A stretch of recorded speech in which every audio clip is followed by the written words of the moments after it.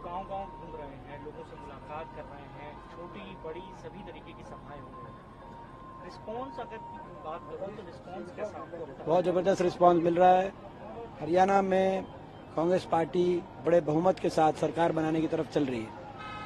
Sir, हर गांव में या हर विधानसभा में ये देखा जा रहा है कि आम आदमी पार्टी, कांग्रेस, बीजेपी उम्मीदवारों के अलावा निर्दलीय उम्मीदवार बहुत हैं। ऐसा कुछ नहीं है। कहीं आप कैसे उनको साधने की कोशिश कर रहे हैं, क्योंकि हमने देखा कि आपको एक टास्क मिला जो आपने बहुत बेहतरीन से किया। और ऐसा हरियाणा में देखो 2-4 सीटों को छोड़कर लगभग हर सीट पे कांग्रेस और भाजपा का डायरेक्टली मुकाबला है। 2-4 सीटों पर हो सकता है, मगर हरियाणा का सीधा मुकाबला कांग्रेस और भाजपा का है। लोग भाजपा से त्रस्त हैं, लोग कांग्रेस के पक्ष में बड़े बहुमत से मतदान करेंगे। जैसे मैंने कहा, प्रचंड बहुमत से सरकार हमारी बनेगी।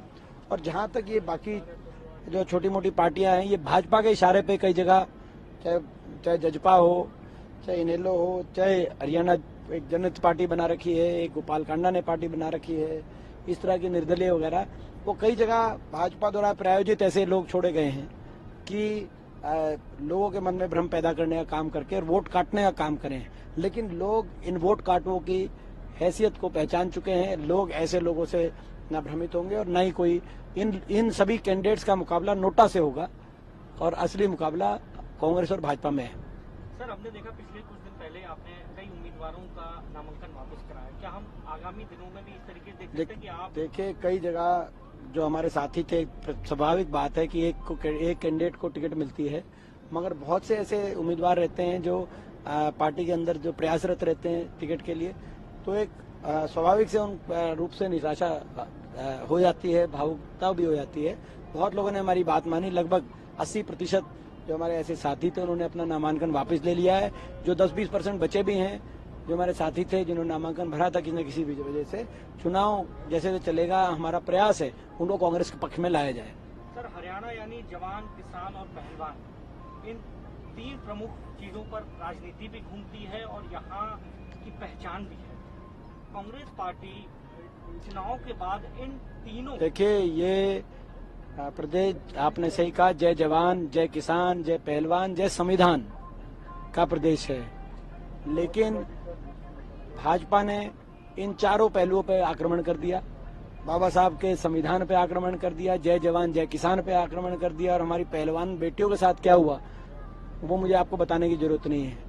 तो ये दोबारा से जय जवान जय किसान, जय पहलवान और जय संविधान का प्रदेश बनेगा, ये जय नौजवान का प्रदेश बनेगा।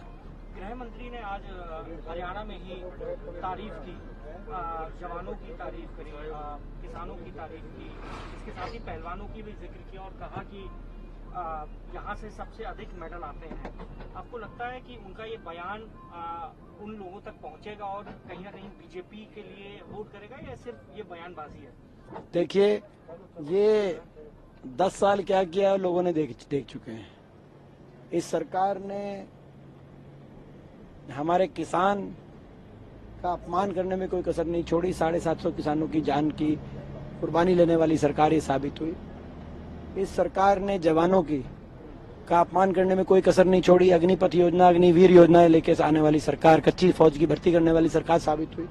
इस सरकार ने पहलवान की कोई का मान सम्मान ध्वस्त करने का काम किया। हमारे खिलाड़ी बेटियों को जिस तरीके से जंतर मंतर पे दिल्ली की सड़कों पे घसीटने का काम किया गया, और इस सरकार ने संविधान, बाबा साहब भीमराव अम्बेडकर जी के संविधान को अगर ध्वस्त करने का काम कहीं हुआ तो हरियाणा में हुआ। और संविधान पर अगर आक्रमण किए गए और जो हमारे एससी समाज, ओबीसी समाज के अधिकारों को छीनते हुए कौशल निगम जैसे कच्ची भर्तियां लेके सरकार आई, जिसमें बिना रिजर्वेशन, बिना पेंशन के 1.5 लाख बच्चों को जो है बैक डोर से बिना मेरिट के लगाने का काम इस सरकार में हुआ, और 2 लाख सरकारी नौकरियों को समाप्त करने का काम इस सरकार में हुआ। केवल झुंझुना सीटी के नाम पे उलझा दिया नौजवानों को। तो आज हर वर्ग इस सरकार से दुखी है और हमें पूरा विश्वास है कांग्रेस पार्टी को साथ मिलेगा। भूपेंद्र हुड्डा सर का नाम जब भी आता है तो एक मास लीडर के तौर पर आता है। कांग्रेस पार्टी ने उन्हें मुख्यमंत्री बनाया, आप नौजवान सांसद हैं, क्या आप चाहेंगे कि अभी आपके फादर ही सीएम पोस्ट पर कंटिन्यू करें यदि कांग्रेस की सरकार बनती है, या आप भी अपनी नजरें थोड़ा सा बनाए हुए हैं, क्योंकि हर बेटे की उम्मीद होती है कि फादर की लीगेसी को आगे बढ़ाया जाए? देखिए, ये हमारी कांग्रेस पार्टी एक अपनी एक परंपराएं हैं। जहां तक आज हरियाणा की स्थिति है, आज प्रचंड बहुमत से चौधरी उदय भान जी प्रदेश अध्यक्ष जी की अध्यक्षता में, नेता विपक्ष चौधरी उपेंद्र सिंह हुड्डा जी के नेतृत्व में, सभी कांग्रेस के हमारे सभी नेताओं के सहयोग से, कांग्रेस के कार्यकर्ताओं की मेहनत से प्रचंड बहुमत से कांग्रेस की सरकार बनेगी। विधायक आएंगे हमारे, और जब विधायक आएंगे तो मैं आपको बता दूं हमारा क्या होने जा रहा है। अभी से 8 अक्टूबर को विधायक आएंगे, शाम को विधायक दल की बैठक बुलाई जाएगी चंडीगढ़ में, आप आमंत्रित हैं। उसमें सभी विधायकों की भावना जानते हुए कांग्रेस का शीर्ष नेतृत्व अपने विवेक से मजबूत सरकार की परिस्थिति के लिए अपने विवेक से हरियाणा में मुख्यमंत्री का फैसला करता रहा है। ये हमारी कांग्रेस पार्टी की पद्धति रही है। तो मैं समझता हूं कि जब ये आपको विस्तार से मैंने बता दिया तो आपके प्रश्न का आप कोई सवाल नहीं बचता।